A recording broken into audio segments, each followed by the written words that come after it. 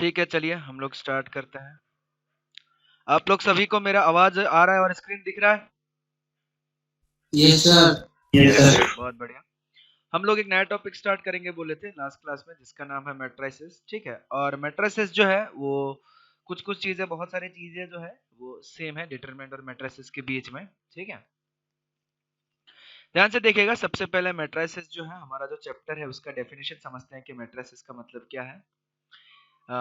Matrices, ठीक है, हमें मैट्रिक्स का मतलब समझना है। ए rectangular array of m into n numbers in the form of m horizontal lines called rows and n vertical line called columns is called a matrix of order m by n written as m cross n। ठीक है, तो इस चीज को समझने की कोशिश करेंगे। मैट्रिक्स जो होता है वो मैट्रिक्स को इस तरीके से लिखा जाता है। ठीक है, दो लाइन हमने ले लिया, बॉक्स हमने ले लिया, A B C X Y Z, ऐसे करके हम लोग लिखते हैं। ठीक है, अब इसमें कितने रोज हैं बताइए आप लोग? रो कितने हैं इसमें? दो है। दो रो है। और कॉलम कितना है? दो। 3 कॉलम है, 1 2 कॉलम 3। हमने ये चीज बताया था कि जो हमारा डिटरमिनेंट होता है उसका number of rows equal to number of columns होना चाहिए।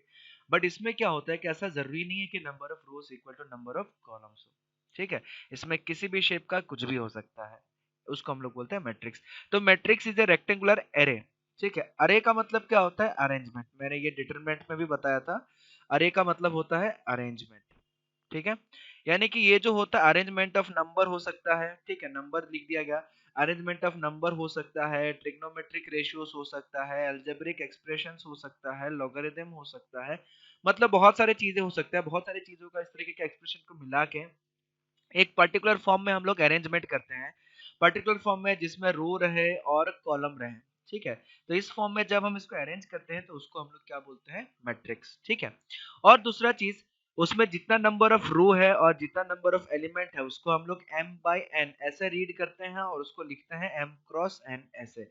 अब उसको जो m क्रॉस n निकलता है वो हमारा क्या होता है? ऑर्डर। m क्या है? नंबर ऑफ रोज, n क्या है? Number of columns. ठीक है, अब इसमें कितना रो है? इसमें 2 रो है। कितना कॉलम है? 3 कॉलम है। तो इसका जो ऑर्डर होगा उसको 2 क्रॉस 3 ऐसा लिखेंगे।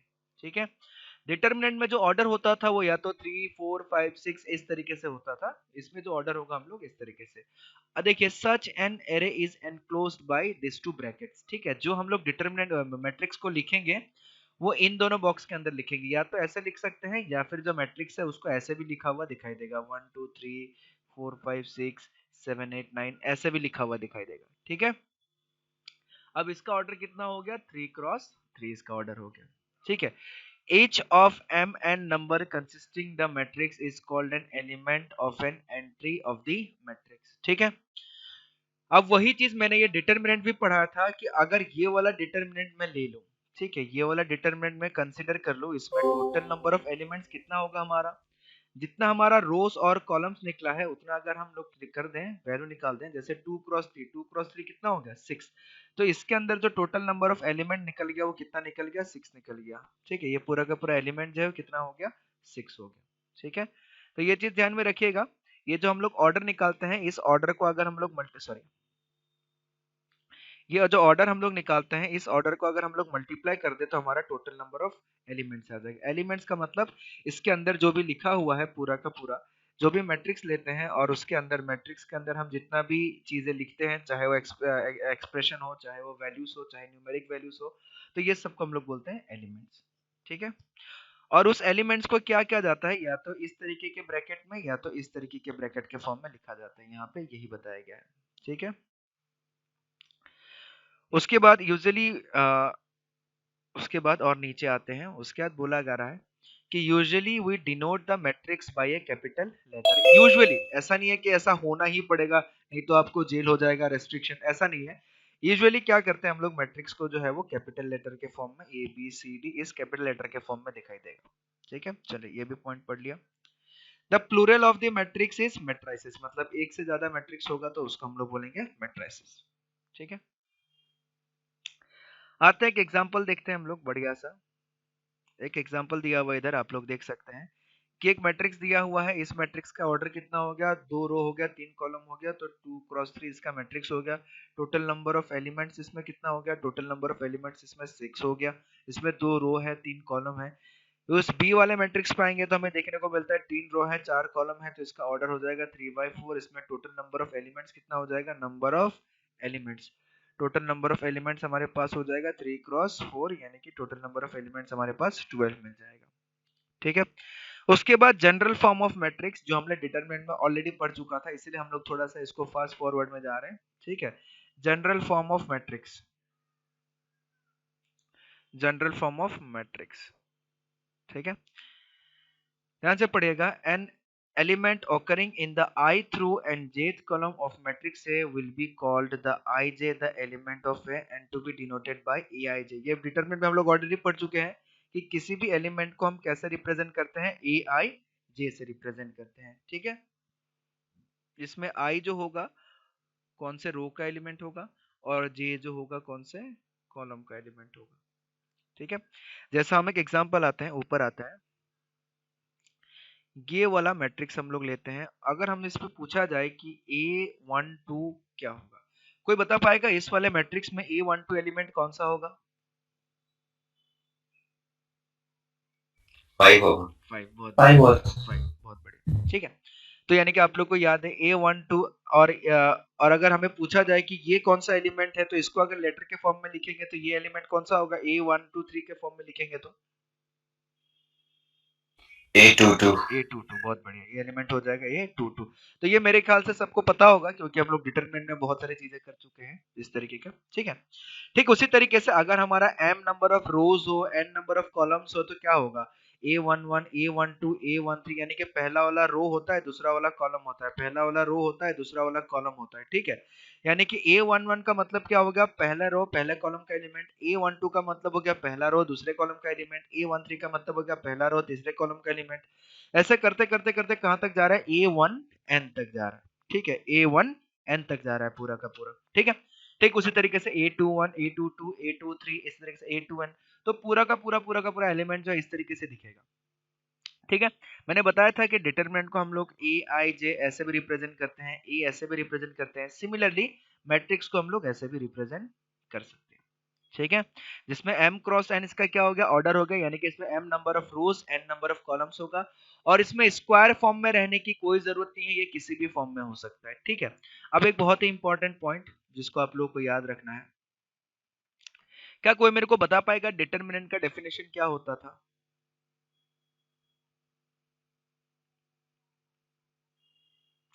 डिटरमिनेंट का डेफिनेशन क्या होता था?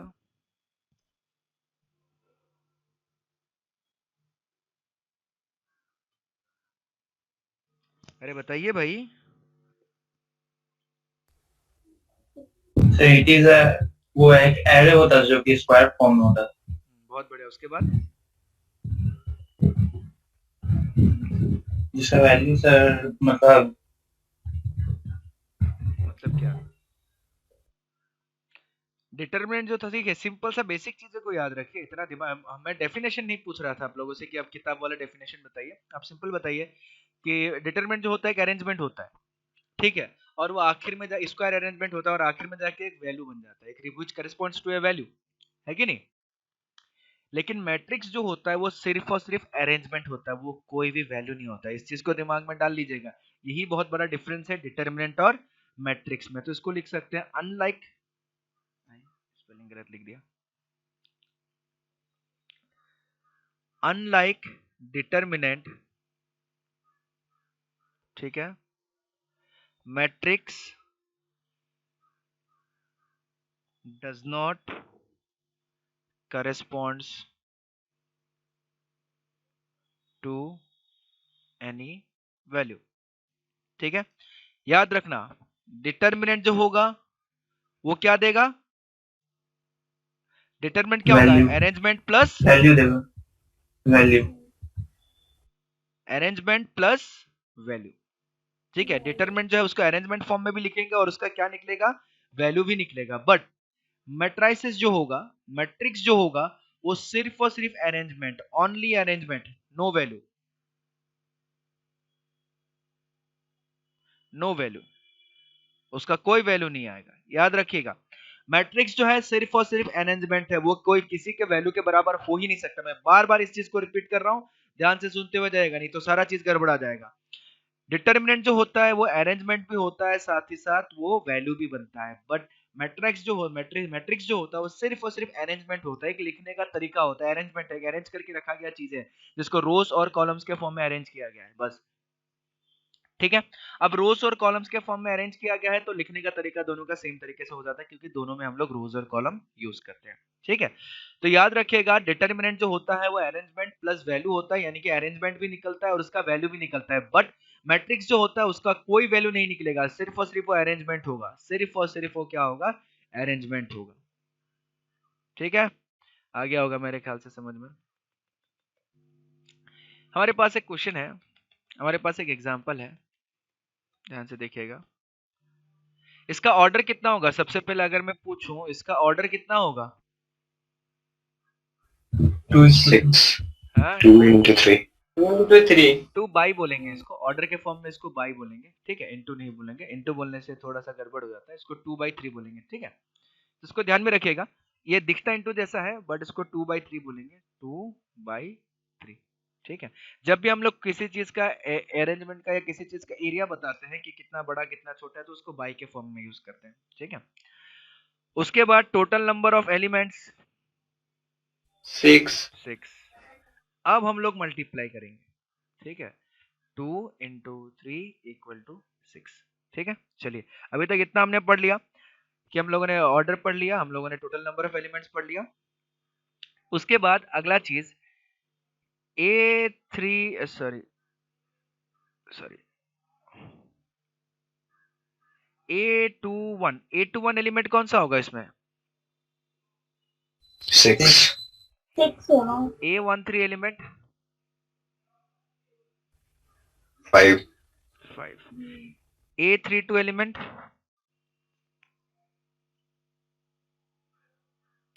3 कैसे होगा सर? होगा ही नहीं, नो एलिमेंट्स। ठीक है, तो ध्यान दीजिएगा कि जो बताना चाह रहा हूँ उस चीज को समझने की कोशिश कीजिएगा। ठीक है, तो चलिए यहाँ तक हम लोगों ने पढ़ लिया, यहाँ तक हम लोगों ने पढ़ लिया। यहाँ तक हम लोगों ने क्या पढ़ा एक बार देख लेते हैं। सबसे पहले हम लोगों ने क्या पढ़ा कि मैट्रिक्स जो होता है अरेंजमेंट होता है, उसका कोई भी वैल्यू नहीं होता है। मैट्रिक्स सिर्फ और सिर्फ अरेंजमेंट है, सबसे पहला चीज दिमाग में ये डाल लेना है। मैट्रिक्स जो होता है वो सिर्फ और सिर्फ अरेंजमेंट होता है, रोज और कॉलम्स के फॉर्म में है, उसका कोई ना कोई वैल्यू नहीं होता है, कोई भी वैल्यू नहीं होता है। और डिटरमिनेंट क्या होता है? एक अरेंजमेंट होता है जिसका वैल्यू होता है। बाकी सारा चीजें तो अभी तक आप सिंपल है देख ही चुके हैं, ऑर्डर जो है कैसे लिखा जाता है। ठीक है, अब क्या करते हैं हम लोग, मेन इंपॉर्टेंट क्वेश्चंस में आते हैं। मैं एक क्वेश्चन कर दे रहा हूं, अगला क्वेश्चन आप लोग कीजिएगा। हमें बोला गया है कंस्ट्रक्ट ए 3/2 मैट्रिक्स, यानी कि हमें 3/2 मैट्रिक्स बनाना है whose elements are given by aij is equal to I plus 2j। ध्यान से सुनिएगा,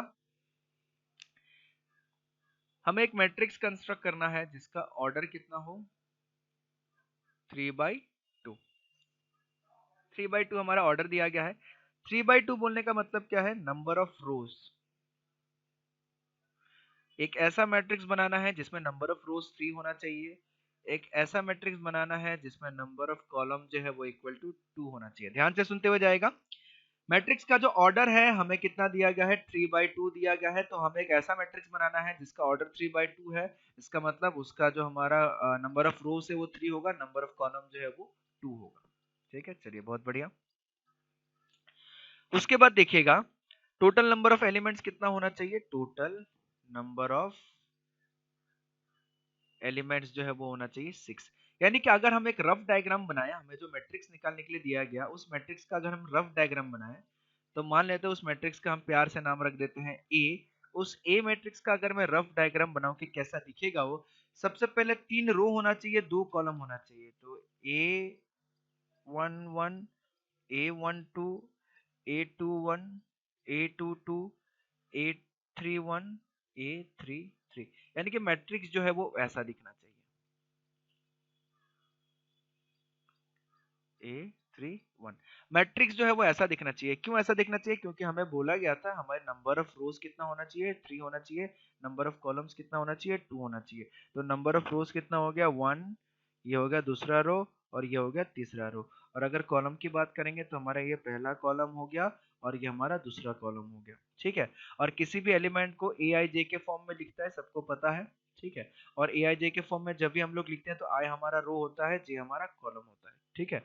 और इसके अंदर जो एलिमेंट होगा हमें बोला गया है, ठीक है। तो ये हमारा रफ डायग्राम निकल गया, ये जो मैट्रिक्स है ये हमारा मैट्रिक्स का एक रफ डायग्राम निकल गया। अब ध्यान से देखिए, हमें बोला गया है कि हमारा जो ए आई जे होगा वो equal to i plus two j होना चाहिए, ठीक है। तो सबसे पहला एलिमेंट हमारा कौन सा है? सबसे पहला एलिमेंट हमारा A11 है। तो A11 अगर हम लोग निकालना चाहेंगे तो I की जगह 1, J की जगह 1, तो 1 प्लस 2 इंटू 1 हमारा वैल्यू कितना आ जाएगा? 3। फिर दूसरा एलिमेंट देखते हैं A12। A12 अगर हम लोग देखेंगे तो ध्यान से देखिएगा, A12 का मतलब कितना हो जाएगा? I का वैल्यू 1, J का वैल्यू 2, तो 1 प्लस 2 इंटू 2 इक्वल टू कितना आ जाएगा?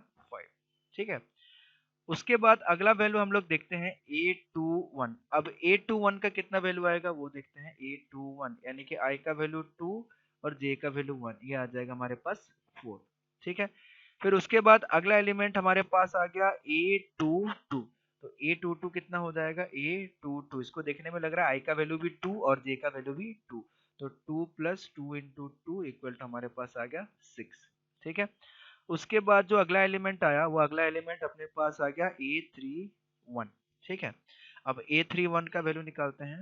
A31 यानी कि I का वैल्यू 3 इंटू 2 का वैल्यू 1 इक्वल टू हमारे पास आ जाएगा 5, ठीक है। अगला देखते हैं हम लोग A33। A33 का वैल्यू निकाल के देखते हैं। A3 sorry sorry sorry sorry sorry, ये गलत लिख दिया मैंने, ये A32 होगा, A32, ये A32 का वैल्यू हम लोग निकालेंगे। तो A32 हमारे पास आ जाएगा 3 प्लस 2 इंटू 2, तो ये आ जाएगा 4, ये आ जाएगा 7, ठीक है। तो हमारा सारा एलिमेंट निकल गया, हमारा A11 निकल गया, A12 निकल गया, A21, ठीक है। हमारा A11 निकल गया, A12 निकल गया, A21 निकल गया, A22 निकल गया, A31 निकल गया, A32 निकल गया। तो जितना एलिमेंट की हमें जरूरत थी वो सारा का सारा एलिमेंट हमारा निकल गया, ठीक है। तो हमारा मैट्रिक्स जो है वो कैसा दिखेगा? फाइनली हमारा मैट्रिक्स जो बना है वो मैट्रिक्स कैसा दिखेगा? ए का मतलब हमारा कितना था? A11, सॉरी मैं थोड़ा सा अच्छे से लिख देता हूँ। ए का मतलब हमारे पास कितना था? A11, A21, A31, फिर A12, A22, A32, ठीक है। और ये था 3/2 ऑर्डर का मैट्रिक्स, ठीक है। तो matrix A is equal to A11 का वैल्यू है 3, A12 का वैल्यू है 5, A21 का वैल्यू है 4, A22 का वैल्यू है 6, A31 का वैल्यू है 5, A32 का वैल्यू है 7। तो ये हमारा फाइनल मैट्रिक्स आ गया। हमें जो मैट्रिक्स निकालने के लिए दिया था या कंस्ट्रक्ट करने के लिए दिया था वो मैट्रिक्स हमारे पास कितना निकल गया? 3, 5, 4, 6, 5, 7। समझ में आया आप लोगों को किस तरीके से निकाला गया ये मैट्रिक्स, किस तरीके से कंस्ट्रक्ट किया गया? Yes sir. Yes sir. चलिए बहुत बढ़िया। Yes sir.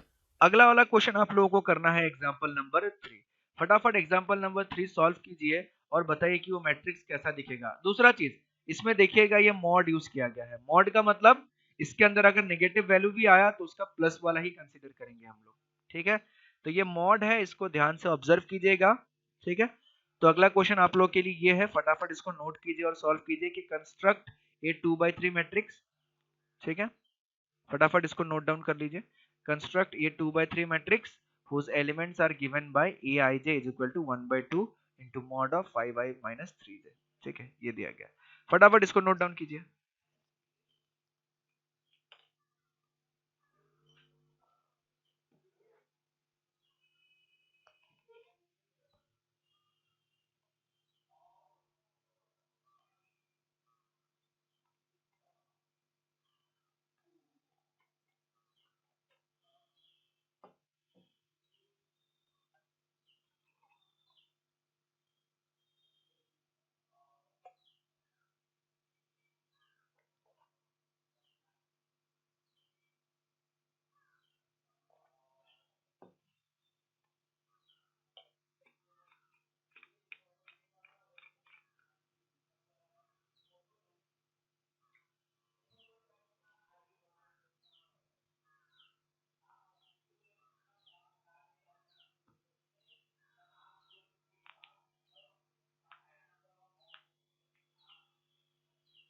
हो गया। हो गया। चलिए बताइए, मैं सबसे पहले 2/3 मैट्रिक्स है, ठीक है, तो 2/3 मैट्रिक्स जो है जिसका क्या होगा, चलिए पहला एलिमेंट क्या आएगा इसका,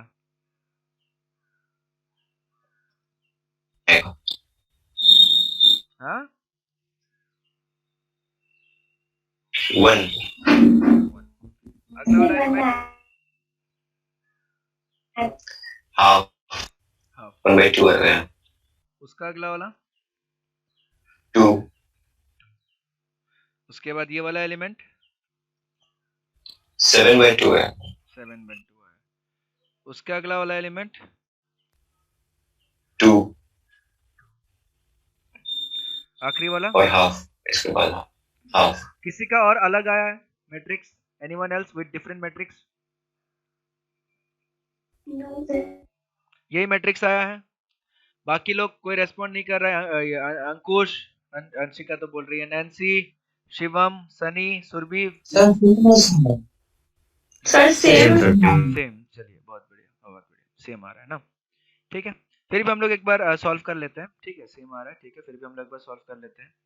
हमारा जो एलिमेंट होगा, जो मैट्रिक्स जो दिखेगा उसका एलिमेंट होगा A11, A12, A13, A21, A22, A23। क्यों ऐसा होगा, क्योंकि 2/3 बोला गया है इस बार, ठीक है। A11 हमारा निकल जाएगा 1/2, 5 - 3, 5 - 3 कितना होता है 2, तो इसका वैल्यू आ जाएगा 1, ठीक है। फिर A12 निकालेंगे तो 1/2, 1 2 है ना, तो ये 5 माइनस हो जाएगा 6, तो 6 - 1 आएगा, बट मॉड के अंदर है तो इसलिए 1/2 ही आएगा, ठीक है। चलिए A13 निकालेंगे तो 1/2, 5 - 9, तो इसका वैल्यू 2 आ जाएगा, बहुत बढ़िया। A21 निकालेंगे तो हमारे पास आ जाएगा 1/2, 10 - 3, तो ये आ जाएगा 7/2, बहुत बढ़िया। A22 हमारे पास आ जाएगा 1/2, 10 - 6, तो ये आ जाएगा हमारे पास 2, बहुत बढ़िया। A23 तो ये आ जाएगा 1/2, 5 2 जा 10 - 3, 3 3 जा 9, तो ये आ जाएगा, बहुत बढ़िया, वेरी गुड, करेक्ट आंसर है, बहुत बढ़िया, वेरी गुड, ठीक है। चलिए एक क्वेश्चन और है हमारे पास, ये क्वेश्चन बोला जा रहा है कि if a matrix has 12 elements, what are the possible orders it can have. चलिए फटाफट बताइए, अगर एक मैट्रिक्स के पास 12 एलिमेंट है तो क्या क्या ऑर्डर हो सकते हैं उस मैट्रिक्स के। 4 into 3, 3 into 4, 2 into 6, 6 into 2. By बोलिए, इंटू नहीं बोलिए, ठीक है, फिर वो Sorry, my O into. आदत आदत बन जाएगा, फिर वो फिर अच्छा नहीं लगेगा सुनने में। वैसे दिक्कत नहीं है बोलने में, हमें तो समझ में आ रहा है कि हम क्या बोल रहे हैं, ठीक है, बट वही है कि थोड़ा सा हम लोग सुधारेंगे उसको।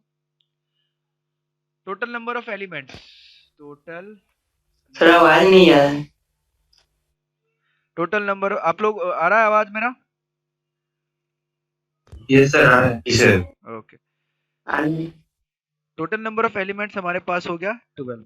अब 12 को मैं कितने अलग अलग तरीके से लिख सकता हूँ, 1 into 12 लिख सकता हूँ, 12 into 1 लिख सकता हूँ, 2 into 6 लिख सकता हूँ, 6 into 2 लिख सकता हूँ, 3 into 4 लिख सकता हूँ, 4 into 3 लिख सकता हूँ, ठीक है। कोई पॉइंट में या हाफ में मत लिख देना, फ्रैक्शन के फॉर्म में नहीं लिखना है, क्योंकि नंबर ऑफ रोज या नंबर ऑफ कॉलम जो होगा वो नंबर है, तो नंबर चीजें कभी हाफ या पौनेज में चीजों में नहीं होता है, ठीक है। तो यानी कि टोटल कितना ऑर्डर पॉसिबल हो जाएगा, 1/12, 12/1, 2/6, 6/2, 3/4, 4/3, तो 1 2 3 4 5 6, टोटल 6 ऑर्डर पॉसिबल है, ठीक है। So what are the possible orders it can have, so हम लोग लिख सकते हैं it will have total 6 possible orders that are, क्या क्या होगा, 1 क्रॉस 12, 12 क्रॉस 1, 3 क्रॉस 4,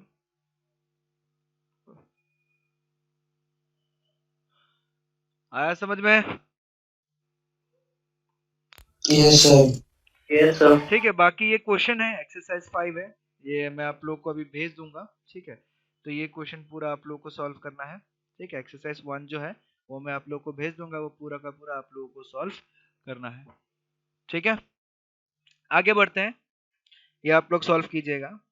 आगे बढ़ते हैं हम लोग टाइप्स ऑफ मैट्रिक्स में हम लोग जाते हैं, ठीक है। वेरियस टाइप्स ऑफ मैट्रिक्स में जाते हैं हम लोग। अब देखते हैं अलग अलग टाइप के जो मैट्रिक्स होते हैं हमारे पास वो किस किस टाइप के होते हैं। ये बड़ा ही छोटा सा टॉपिक है, वेरियस टाइप्स ऑफ मैट्रिसेस।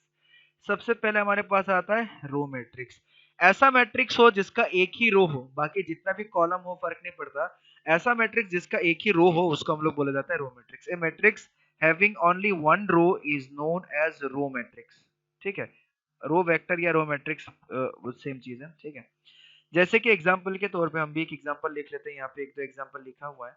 हम अपने मर्जी से क्या एक सी नाम का एग्जाम्पल बना लेते हैं, बहुत बड़ा लिख लेते हैं, जैसे 2 3 1 7 5। ये एक ऐसा मैट्रिक्स है जिसमें एक रो है और कॉलम है 1 2 3 4 5। तो इसका जो ऑर्डर होगा वो हो जाएगा 1/5, ठीक है। तो इस टाइप के जो भी मैट्रिक्स हम लोग को दिखेंगे जिसमें एक ही रो होगा तो उसका नाम हो जाएगा रो मैट्रिक्स, ठीक है। Similarly on the other hand, अगर हमें कॉलम मैट्रिक्स के बारे में पूछा जाए कि कॉलम मैट्रिक्स क्या होगा, तो सेम चीज वही चीज आ जाएगा, जिसमें एक ही कॉलम होगा तो उसको बोला जाएगा कॉलम मैट्रिक्स, ठीक है। तो कॉलम मैट्रिक्स मतलब a matrix having only one column is known as column matrix और ए कॉलम वेक्टर, ठीक है। कॉलम मैट्रिक्स या कॉलम वेक्टर उसको बोलते हैं। फिर से अगर हमें एग्जाम्पल की बात किया जाए तो एग्जाम्पल हम देखेंगे, सिर्फ एक ही कॉलम होना चाहिए, रो कितना भी हो फर्क नहीं पड़ता, ठीक है। तो हम लोग सी नाम का ऐसे एग्जांपल बना लेते हैं, 5 -1 7 2। इसको देखने में क्या लग रहा है, इसमें हमारे पास 4 रो है लेकिन कॉलम कितना है, एक ही है, तो इसका ऑर्डर हो जाएगा 4/1, ठीक है। चलिए उसके बाद हमारे पास आता है नल मैट्रिक्स, ठीक है। उसके बाद हमारे पास आता है नल मैट्रिक्स, नल या फिर जीरो मैट्रिक्स। ध्यान से पढ़िएगा, ये भी इंपॉर्टेंट चीज है, बहुत जगह काम आएगा ये। A matrix each of whose element is zero is called a zero matrix और null matrix। एक ऐसा मैट्रिक्स है जिसका सारा का सारा एलिमेंट जो है वो जीरो हो जाए, ठीक है। एक ऐसा मैट्रिक्स है जिसका सारा का सारा एलिमेंट जो है वो क्या हो जाए, जीरो हो जाए। जैसे 1 2 3 4 5 6 7 8 9, मैंने एक ऐसा मैट्रिक्स ले लिया, तो इस मैट्रिक्स का क्या नाम होगा, नल मैट्रिक्स। इसका वैल्यू कितना आएगा, कौन बताएगा, इसका वैल्यू कितना होगा। मैट्रिक्स का वैल्यू वैल्यू नहीं होता। वेरी गुड, चलो दिमाग में तो है, कम से कम दिमाग काम कर रहा है, चलो ठीक है। तो यानी कि मैट्रिक्स का ध्यान में रखना, मैट्रिक्स का कभी वैल्यू नहीं होता है, तो गलती से भी इसका वैल्यू नहीं लिख देना है, ठीक है। मैंने बार बार चिल्ला के बताया है कि मैट्रिक्स का वैल्यू नहीं होता, सिर्फ डिटर्मिनेंट का वैल्यू होता है, और डिटर्मिनेंट एक अरेंजमेंट भी होता है। मैट्रिक्स सिर्फ और सिर्फ, कोई अगर बोलता है कि इसका वैल्यू जीरो हो गया तो वो गलत है, फॉल्स है, ठीक है। क्या होता है कि नल मैट्रिक्स को लिखने का एक तरीका होता है कि हम ऐसे जीरो के फॉर्म में लिखते हैं, ओ के फॉर्म में लिखते हैं, ऐसे थोड़ा सा डार्क करके, ठीक है। वो इसको लिखने का तरीका है, ऐसा नहीं है कि इसका वैल्यू जीरो है, ठीक है। जैसा हम लोग ए बी सी बाकी मैट्रिक्स को लिखते हैं, उसी तरीके से नल मैट्रिक्स को हम लोग ऐसे ओ के फॉर्म में लिखते हैं, जीरो नहीं, ओ के फॉर्म में लिखते हैं, ठीक है। कैपिटल लेटर ओ के फॉर्म में लिखते हैं, ठीक है। अब नल मैट्रिक्स जो है वो कितने भी अलग अलग ऑर्डर के हो सकते हैं, ठीक है। जैसे ये हो गया, ये हो गया, ये हो गया, ये हो गया, ये कौन सा ऑर्डर 1/1 हो गया, ये कौन सा ऑर्डर 1/2 हो गया, ये कौन सा ऑर्डर 2/2 हो गया, ये कौन सा ऑर्डर 2/3 हो गया, ठीक है। तो ऐसा जरूरी नहीं है नल मैट्रिक्स सिर्फ एक ही तरीके का होगा, नल मैट्रिक्स ऑर्डर जो है वो अलग अलग ऑर्डर में भी हो सकता है, ठीक है।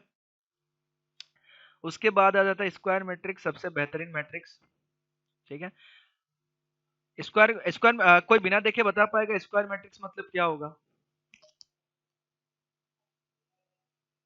रो और कॉलम सेम। वेरी गुड, वही चीज रो और कॉलम बराबर हो जाएंगे तो उसको स्क्वायर बोलेंगे, ठीक है। तो वही चीज है यहाँ पे दिया गया है, स्क्वायर मैट्रिक्स, ठीक है। A matrix having the same number of rows and columns is called a square matrix, ठीक है। A matrix of order n cross n is a square matrix of order n और n row square matrix, ठीक है। तो वही है जिसका number of rows equal to number of columns हो जाएगा, तो उस मैट्रिक्स को हम लोग बोलेंगे स्क्वायर मैट्रिक्स, ठीक है। A matrix of order m cross n where m does not equal to n is called rectangular matrix, ठीक है। तो इस चीज को भी ध्यान रखिएगा, बट इतना इंपॉर्टेंट नहीं है, जो मैट्रिक्स स्क्वायर मैट्रिक्स नहीं है उस मैट्रिक्स का नाम हो जाएगा रेक्टेंगुलर मैट्रिक्स, जो मैट्रिक्स रेक्टेंगुलर नहीं है उसका नाम हो जाएगा स्क्वायर मैट्रिक्स। ठीक है, तो अगर कोई एक मैट्रिक्स है जिसका ऑर्डर है m क्रॉस n, ठीक है, कोई एक मैट्रिक्स है जिसका ऑर्डर है m क्रॉस n, अगर m इक्वल टू n हो गया तो वो हो जाएगा हमारा स्क्वायर मैट्रिक्स। ठीक है, अगर m does not equal to n हो गया तो वो हो जाएगा हमारा रेक्टेंगुलर मैट्रिक्स, रेक्टेंगुलर मैट्रिक्स। ठीक है, तो इसको याद रखिएगा। तो स्क्वायर मैट्रिक्स में क्या डिटरमिनेंट जैसा दिखेगा ये, बस उसमें होगा क्या ब्रैकेट का फॉर्म जो है वो चेंज हो जाएगा। डिटरमिनेंट में हमारा ऐसा ऐसा ब्रैकेट होता था, इसमें हमारा ऐसा ऐसा या फिर ऐसा ब्रैकेट होने लगेगा। ठीक है, और बाकी स्क्वायर, और मेनली जो होता है, मेनली जो हम लोग पढ़ेंगे वो स्क्वायर मैट्रिक्स से ज्यादातर पढ़ेंगे, ज्यादातर 100% नहीं, स्क्वायर मैट्रिक्स से ज्यादातर हम लोग पढ़ेंगे। ठीक है, तो ऐसा जो है स्क्वायर मैट्रिक्स दिख सकता है, 2 रो स्क्वायर मैट्रिक्स या 2x2, 3 रो स्क्वायर मैट्रिक्स या 3x3। ठीक है, उसके बाद अब जो नीचे हम लोग जितना भी प्रॉपर्टी देखते हुए जाएंगे, ठीक है, अब नीचे हम लोग जितना भी प्रॉपर्टी देखेंगे सबका सब स्क्वायर मैट्रिक्स का ही प्रॉपर्टी होगा। ठीक है, अब नीचे हम लोग जितना भी देखते हुए जाएंगे सबका सब नीचे जो हमें मिलेगा वो सारा का सारा स्क्वायर मैट्रिक्स के बारे में ही मिलेगा। ठीक है, diagonal element of A matrix, अब डायगोनल एलिमेंट किस में आ सकता है, सिर्फ और सिर्फ स्क्वायर मैट्रिक्स में आ सकता है। मैंने बताया था जब मैंने डिटरमिनेंट पढ़ाया था कि ये जो एलिमेंट होता है इसको हम लोग बोलते हैं डायगोनल एलिमेंट। ठीक है, ये जो एलिमेंट होता है इसको हम लोग बोलते हैं डायगोनल एलिमेंट। ठीक है, और डायगोनल एलिमेंट कब होता है, जब ए आई जे में जब आई इक्वल टू जे हो जाता है तो उस केस में हम लोग क्या बोलते हैं, डायगोनल एलिमेंट। उस केस में हम लोग बोलते हैं डायगोनल एलिमेंट। ठीक है, तो वही चीज यहाँ पे लिखा होगा, आप लोग पढ़ सकते हैं। लेट ए, ये भयानक सा चीज क्या बनाया हुआ है, किसी को नहीं डरना है, ये सिंपल बोला गया मैट्रिक्स। उसको मैट्रिक्स लंबा सा लिखने का मन नहीं था तो उसने मैट्रिक्स को सिंबॉलिकली दिखा दिया। ठीक है, मैट्रिक्स का सिंबल है, कभी भी किसी भी सिंबल से डरना नहीं है। हम लोग जब बचपन में छोटे छोटे रहते थे तो हमें इस सिंबल से भी डर लगता था, इस सिंबल से भी डर लगता था, इससे भी डर लगता था, इससे भी डर लगता था। ठीक है, जब हमें चीजों के बारे में जानकारी हो गया कि इस सिंबल का मतलब क्या है, इस सिंबल का मतलब क्या है, इसका मतलब क्या है, तो हमारे मन से वो डर खत्म हो गया। ठीक उसी तरीके से कोई भी नया नया सिंबल दिखेगा क्लास 12 में आप लोगों को, कोई कोई सिंबल दिखेगा ऐसा, कोई कोई सिंबल दिखेगा ऐसा, ठीक है, कोई कोई सिंबल दिखेगा ऐसा। ठीक है, तो ये सारे सिंबल से डरना नहीं है, इसके बारे में हमें समझना है कि इसका मतलब क्या होता है। जिस दिन हम इसका मतलब समझ गए उस दिन से चीजें आसान हो जाएगा। ठीक है, जैसे बेफिजूल में डरना उड़ना नहीं है। तो ठीक उसी तरीके से बहुत सारे लोग होते हैं कि इस तरीके के मैट्रिक्स के फॉर्म को देख के डर जाते हैं कि सर ने पढ़ा है मैट्रिक्स मैट्रिक्स मैट्रिक्स और पता नहीं अजीबोगरीब चीज लिख दिया यहाँ पे। ठीक है, तो ये क्या है, मैट्रिक्स है। मैंने ऊपर भी बताया था अभी थोड़ी देर पहले कि मैट्रिक्स को हम लोग ए आई जे ऐसे लिखते हैं और जितने भी मैट्रिक्स होता है पीछे उसके ऑर्डर को जोड़ देते हैं, तो ऑर्डर पता नहीं तो M cross N B m cross n matrix, then the elements a j I for which a I is equal to are the diagonal elements of a। ठीक है, अब ध्यान से सुनिएगा, ये जो ए आई जे इज इक्वल टू ए जे आई जो होता है ये सिर्फ और सिर्फ स्क्वायर मैट्रिक्स में ही ज्यादातर हमें मिलता है। ठीक है, A11 A22 A33 A44 ये जिस तरीके ये सब जो एलिमेंट होता है ये सारे के सारे हमारे क्या होता है, डायगोनल एलिमेंट। डायगोनल मैट्रिक्स ध्यान से देखिएगा, डायगोनल मैट्रिक्स ये सारे के सारे स्क्वायर मैट्रिक्स के बारे में पढ़ रहे हैं हम लोग। डायगोनल मैट्रिक्स मतलब क्या हो जाएगा, a square matrix in which every non diagonal element is zero is called a diagonal matrix. यानी कि एक ऐसा मैट्रिक्स जिसमें डायगोनल एलिमेंट के अलावा बाकी एलिमेंट जीरो होना चाहिए।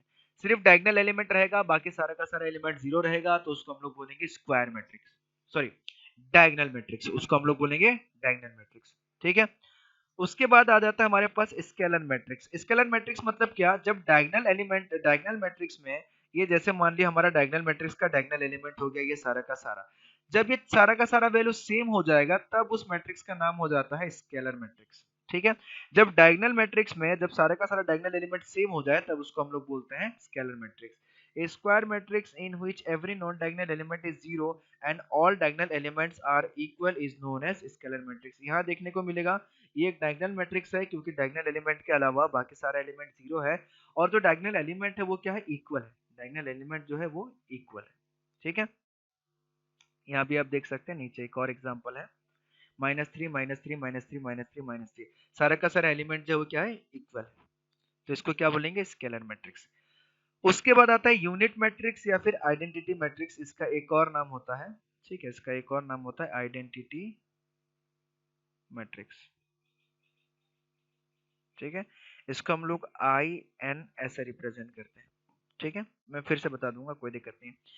जब इस स्केलर मैट्रिक्स में, ध्यान से सुनिएगा, जब इस स्केलर मैट्रिक्स में सारा का सारा वैल्यू 1 हो जाए, तब उस केस में उस मैट्रिक्स को हम लोग बोलते हैं आइडेंटिटी मैट्रिक्स या फिर यूनिट मैट्रिक्स, ठीक है, आइडेंटिटी मैट्रिक्स या फिर यूनिट मैट्रिक्स बोला जाता है उसको। हो क्या रहा है, ये square matrix in which every non diagonal element is 0 and every diagonal element is 1 is called a unit matrix और एन आइडेंटिटी मैट्रिक्स, लिखा भी हुआ है, ठीक है। तो यानी कि i not equal to j के लिए सारा एलिमेंट 0 होना चाहिए और i इक्वल टू j के लिए सारा एलिमेंट इक्वल टू 1 होना चाहिए, तो उस केस में हम लोग उसको बोलते हैं आइडेंटिटी मैट्रिक्स। इसको इस तरीके से रिप्रेजेंट करता है, मैंने बताया था i n के फॉर्म में रिप्रेजेंट करता है। अब ये स्केलर मैट्रिक्स है, ये डायगोनल मैट्रिक्स है, तो ऑब्वियसली ये स्क्वायर मैट्रिक्स होगा, और ये जो n का वैल्यू है, ये n इसके ऑर्डर के बारे में बताता है, n इसके ऑर्डर के बारे में बताता है, ठीक है।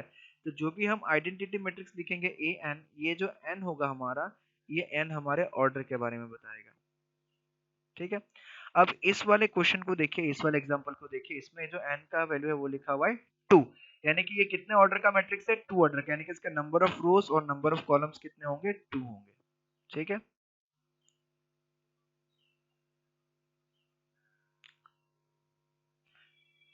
उसके बाद आता है हमारे पास कंपेरेबल मैट्रिक्स। कंपेरेबल मैट्रिक्स मतलब दो मैट्रिक्स का ऑर्डर सेम होना चाहिए। Two matrix A and B are said to be comparable if they have the same order.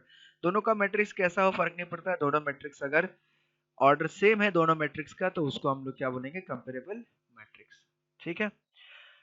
Equal matrix जो है ये थोड़ा सा टॉपिक बड़ा हो जाएगा, थोड़ा सा टॉपिक अलग हो जाएगा, ठीक है। तो ये इक्वल मैट्रिक्स वाला जो कंसेप्ट है इसको हम लोग नेक्स्ट क्लास में देखते हैं, ठीक है। तो आज मान लीजिए हम लोग कंपेरेबल मैट्रिक्स तक हम लोगों ने पढ़ा, हम लोगों ने कुछ कुछ क्वेश्चन भी सॉल्व किया, और ये जो एक्सरसाइज है, ये एक्सरसाइज 5 है, ये आप लोगों को आज करके जो है सॉल्व करके दिखाना है, ठीक है। ये पूरा का पूरा शीट आप लोग को मिल जाएगा, ठीक है। तो ये पूरा का पूरा शीट आप लोग को मिल जाएगा, तो एक्सरसाइज 5 ये जो है आप लोग को सॉल्व करना है, ठीक है। तो आज का क्लास जो है हम लोग यहीं पे खत्म करते हैं, बाकी नेक्स्ट क्लास में हम लोग फिर से मिलेंगे, ठीक है। चलिए, थैंक यू।